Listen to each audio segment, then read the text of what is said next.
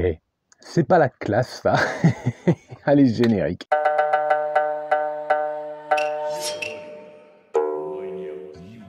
Yo, salut à tous, c'est Authentique, j'espère que vous êtes confortablement installés. Vendredi soir, c'est notre rendez-vous. J'espère que vous avez bien réveillonné, bien fêté ça comme il se devait. On est passé en 2022 et il est l'heure de faire le petit bilan des achats manga du mois de décembre avec le neuf, les occasions et les cadeaux de fin d'année que j'ai pu avoir. On a de jolis mangas et on a du très lourd et je pèse mes mots. Oui, jeu de mots de qualité. Alors évidemment, fil rouge habituel, n'oubliez pas l'inévitable où est Mascas, hein, vous connaissez un petit peu le jeu, si vous ne savez pas, ben, regardez les vidéos précédentes, il y a Mascas qui se cache dans le décor, faut juste le trouver, mettre Mascas en commentaire. Vendredi prochain, j'aurai un petit top 3 des abonnés à vous proposer, j'ai eu plein de réponses, donc un grand merci à vous, il faut que je prépare tout ça. Allez, on enchaîne, on démarre directement avec des occasions. Il était temps que je termine, parce que ça traînait, et pourtant il n'en restait pas beaucoup, que je termine enfin Fairy Tail. Les 5 derniers tomes qui me manquaient, 52, 53, 54, 55 et 56. Voilà, c'est terminé, je vais pouvoir faire la lecture, peut-être, pas tout de suite, c'est pas prévu, mais enfin je vais pouvoir conclure cette série. Bon, c'est Fairy Tail, hein, c'est pas non plus... Voilà, c'est du shonen, ça passe, chacun ses faiblesses, qu'est-ce que vous voulez que je vous dise? En revanche, j'ai également mis la main d'occasion, enfin c'est pas tout à fait de l'occasion, c'est du neuf, mais c'est avec le système de revente Vinted, Card Jackpot, Fnac, donc je fais des ventes et je rachète du neuf. Et là, c'était ça au mois de décembre, avec Vinland Saga, les tomes 12 à 20, puisque j'avais trouvé les 11 premiers d'occasion et que je m'étais tenu à jour à partir du 21. Il me manquait cela, et donc là aussi, je suis à jour, histoire de commencer 2022 vraiment avec le plus de séries à jour possible. Oui, parce que en fait, j'aimerais bien limiter le nombre de séries en cours pour pouvoir en faire dès que j'ai pas, mais en 1, 2 ou 3 fois. Allez, on enchaîne maintenant, dernière occasion, et je suis bien content d'être tombé dessus, je vous en parlerai prochainement parce que je l'ai lu.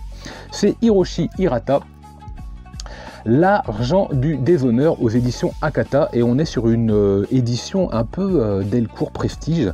Il manque le marque-page, il manque le ruban. Je me suis régalé, hein. Je me suis régalé. Si vous ne connaissez pas Hiroshi Hirata, je vous en parle bientôt. Mais alors, niveau dessin, attendez niveau dessin, c'est un petit peu vieux certes, mais c'est d'une qualité rare. Et les histoires sont absolument sublimes. J'adore, franchement, j'adore. Bon allez, on va enchaîner sur la liste, sur les petits cadeaux qui étaient sous le sapin. Et comme beaucoup, parce que je suis pas le premier, je suis pas le seul, on est plutôt nombreux à avoir eu Lone Wolf and Cub. Alors c'est un super cadeau, mais qui est entre guillemets un petit peu empoisonné, hein. Vous savez combien de tomes il y a, et vous connaissez le prix de chaque tome. Ouais, il va falloir vendre des vêtements. Bref, bah là écoutez, Lone Wolf and Cub... J'ai pas commencé la lecture, mais on est un petit peu comme dans l'esprit de l'argent du déshonneur en vérité, hein, c'est assez vintage. D'ailleurs, bah, vous allez pouvoir comparer tout de suite. Vous allez voir la ressemblance assez incroyable qu'il peut y avoir.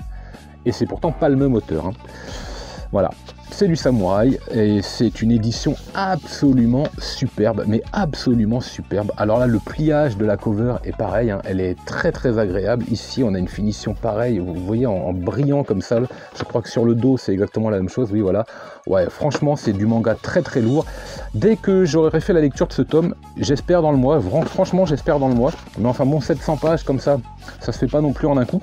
À voir si ça se lit vite ou pas, mais je vous en parlerai très prochainement, assurément. Je le pose par là, histoire d'être sûr de ne pas l'abîmer. Oui, au passage, le micro, j'espère que le son est correct. Je fais quelques réglages, je me suis rendu compte qu'il fallait que je parle moins fort.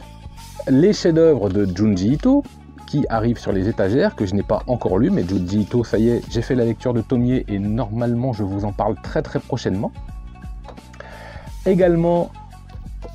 le Dragon Ball Perfect tome 5, donc ça fait un tome supplémentaire, ça fait plaisir, comme ça fait un tome de moins à me procurer. Ça, j'en ai fait la lecture, c'est absolument génial. Je me régale franchement de relire sous ce format-là Dragon Ball, je me répète, mais franchement c'est très bon.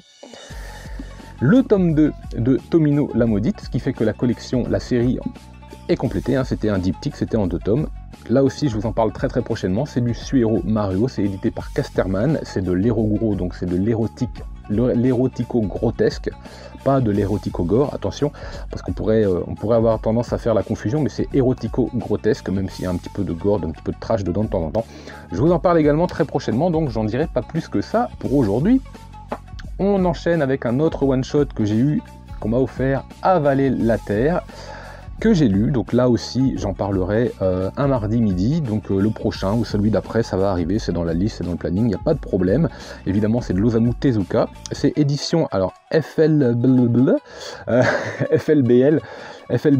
pardon.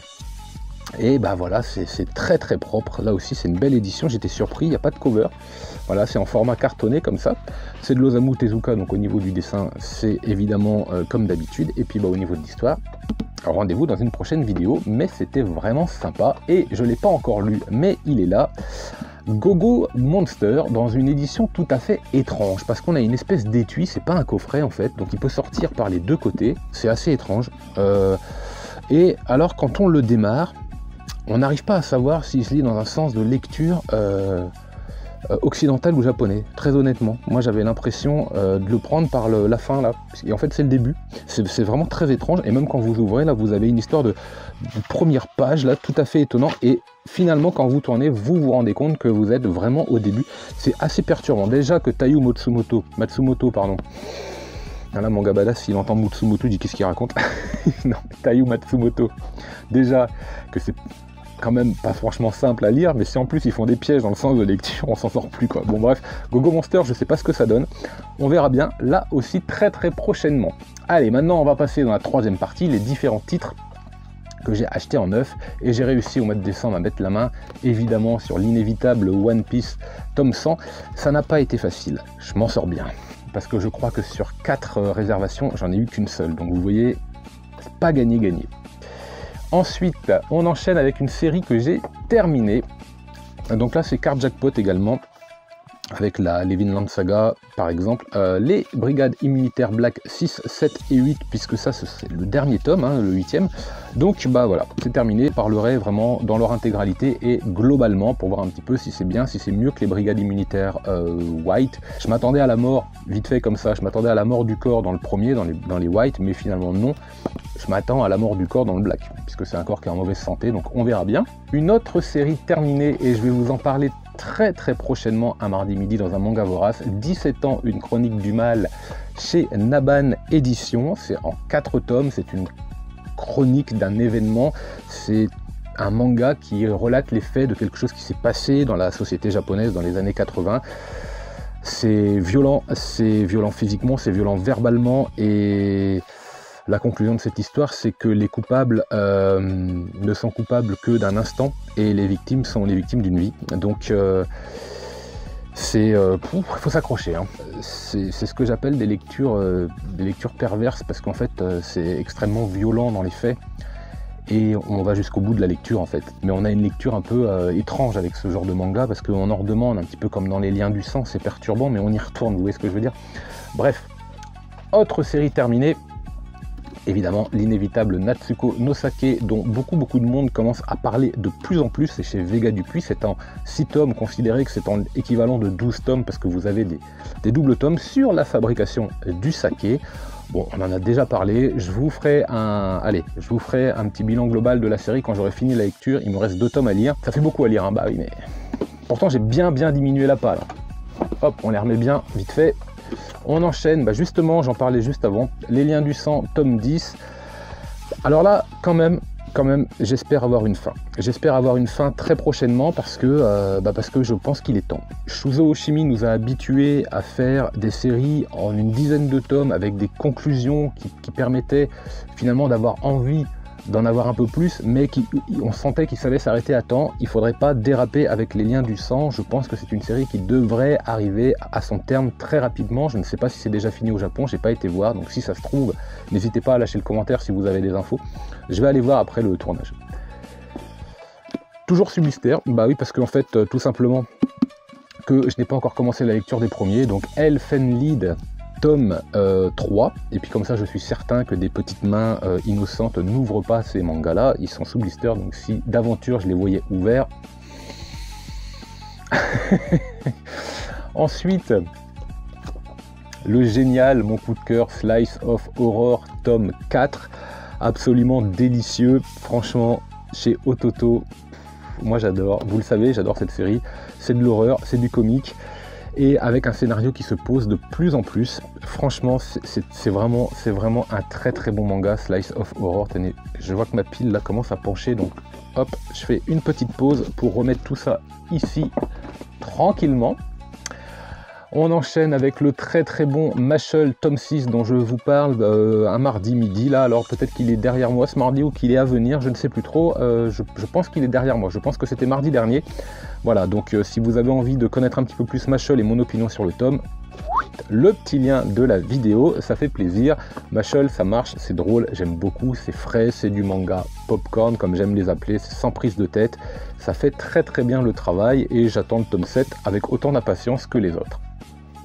Évidemment, l'inévitable Space Brother tome 37 que j'en ai pas lu, j'en ai plein de retard, mais j'ai l'impression qu'avec Space Brother, l'important c'est d'être à jour. Parce que le jour où il va manquer des tomes à cette série, ça va être la croix et la bannière, franchement, pour pouvoir les avoir. Ça, c'est quasiment certain. Donc là, je suis à jour, je tiens cette série. Et bah, je sais que je vais adorer la lecture, parce que j'adore déjà la lecture, en fait. On enchaîne avec un titre qui m'a été recommandé très souvent, et notamment par Mangadog. The Fable, ou The Fable, comme vous voulez, tome 3. Alors, eh ben écoutez, là aussi je vais vous en parler très prochainement dans un manga vorace, puisque j'en ai fait la lecture, et c'est une série qui, effectivement, s'améliore de tome en tome. Tout le monde le dit.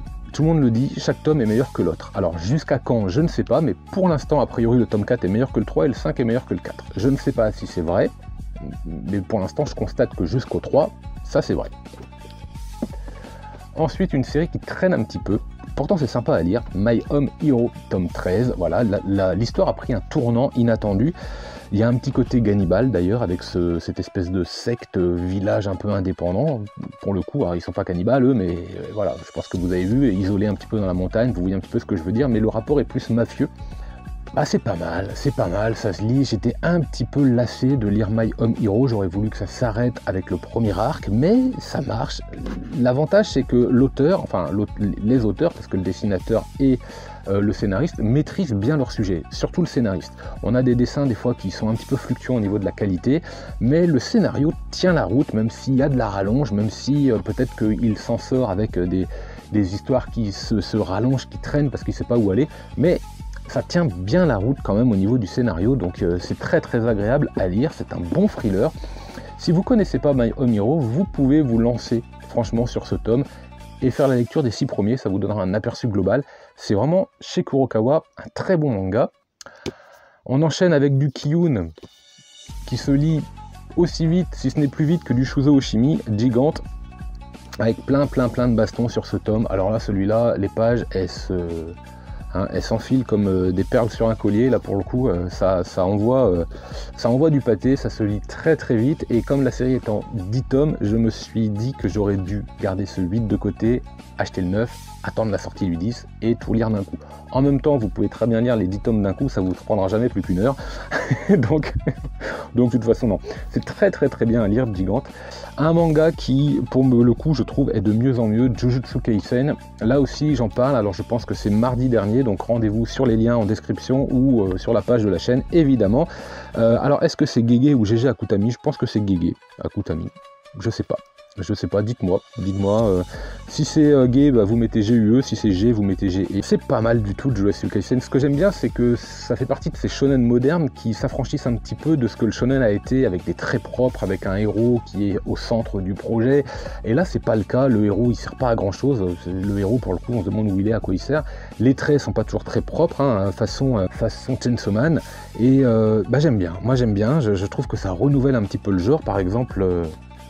dans le shonen classique propre, Mashle, Spy Family par exemple, et ben Chainsaw Man et Jujutsu Kaisen sont un petit peu à l'opposé de tout ça, et c'est ce que j'apprécie particulièrement. Ça fait plaisir de lire des shonen qui essayent de s'affranchir un petit peu des codes connus tout en les respectant quand même. On enchaîne évidemment avec La Gameuse et son chat, tome 6. Je suis particulièrement addict de cette série, vous le savez, j'adore ces petits chats qui font 1001 gags et leurs attitudes de l'héroïne également. Moi j'adore, je me régale, c'est du manga popcorn, c'est de la comédie, c'est chez Doki Doki en 6 tomes actuellement. C'est un pur délice que de lire La Gameuse et son chat. Il est au-dessus de la palle à chaque fois que j'en ai un. Ça c'est clair, je le lis quasiment tout de suite. En général, il est lu dans la soirée, ça il n'y a pas de problème. Et ensuite, Sido tome 10. Alors pour Sido, je fais ce que je fais un petit peu avec d'autres séries, notamment Jujutsu Kaisen, Beastars. Je n'ai pas lu depuis le tome 6. Donc alors 6, je l'ai lu. Le 7, le 8, le 9, le 10, je ne l'ai pas lu. Et je pense que comme les tomes sortent à raison d'un tome par mois, si Panini respecte, je crois, ses engagements, ça veut dire que d'ici la fin de l'été, on devrait arriver à la fin de la série. Mais je vais peut-être attendre jusqu'au tome 12 pour me faire une bonne lecture, parce que je suis convaincu que la série est bonne, ça il n'y a pas de problème, j'adore. Les 6 premiers tomes, je les ai dévorés, c'est un pur régal à lire, c'est du samouraï, c'est Tsutomu Takahashi avec des traits bruts, là aussi on a des traits parfois un peu sales, bien nourris, avec de l'énergie. Il y a de la matière sur le papier, il y a de la matière dans le trait, donc ça fait plaisir. C'est un thème, évidemment, samouraï, c'est à la mode, mais c'est tellement bon en ce moment de lire ça. Voilà. Et enfin, 2 autres tomes chez Panini. Ouais, je pense que vous avez deviné. Eden, tome 5. Donc là aussi, ça, c'est un manga dont je ne fais pas encore la lecture. Je lirai tout d'un coup. Je sais qu'il a une excellente critique. Je me rappelle que j'avais une très très bonne impression sur les 2-3 premiers tomes que j'avais lus. Je sais pas, 2004, je sais plus. Ouais, enfin, vous voyez ce que je veux dire. Donc je lirai tout d'un coup. Je lirai tout d'un coup parce que ça va me saouler en fait d'attendre et puis dire mince, j'ai pas la suite. Et là c'est pareil, j'ai lu le tome 1 pour me rappeler un petit peu ce qu'il en était avec Banana Fish toujours chez Panini. Et je crois, oui, j'ai arrêté la lecture après le tome 1 tout simplement pour lire aussi tout d'un coup. Donc n'oubliez pas de vérifier si vous avez les petits cartons et le petit marque-page. J'ai pas vérifié d'ailleurs dans Eden. J'ai pas vérifié, mais enfin je crois que je l'ai fait directement en libre. Oui, si, il est là. Voilà. Il est là. Bon, ça sert à rien, mais enfin bon, puisqu'il est donné avec, j'ai envie de l'avoir, quoi. Voilà. Bon, voilà, c'était la liste des achats manga du mois de décembre. Elle est vraiment belle, j'ai été gâté, j'ai eu de beaux mangas, je suis vraiment, vraiment content. En plus, vous avez vu ça, cette petite veste de Mickey là. Excellent. Écoutez, je vous souhaite un excellent week-end. Si vous regardez cette vidéo pendant le week-end, lisez plein de mangas, reposez-vous, amusez-vous, faites comme vous voulez. Je vous donne rendez-vous mardi et vendredi. Et en attendant, je vous dis